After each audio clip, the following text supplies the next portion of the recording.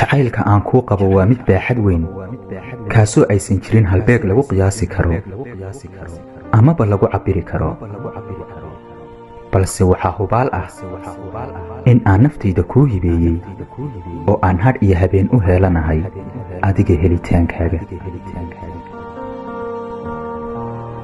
uma ceel qabo inaan dib u calmado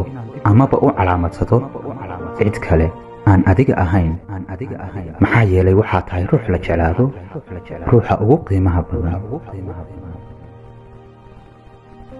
ma rabo in aan baadhbaadho iimaha iga kaa fogeynaya balse waxaan buunbuuninayaa wax kasta oo igu kaa soo dhoweynaya si aan isku dhex galno una noqonno laba aan dheeliyin waa deeq alleh in wadnuhu dareemi karo wadno kale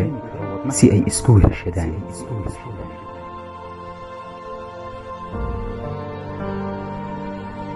waxaan ku haminayaa inaan isku wehel ahaano abid inaan isku weel ahaano inaan isku weer ahaano ogow waan kuu hibeeyey naftayda xasuusahaagu waxay xasiliyaan qalbigayga hadalkaagu wuxuu daweeyaa laabtayda aragtidaadu waxay iftiimisaa noloshayda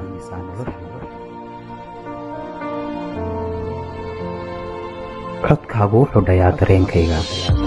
hubaal waan ku jeclahay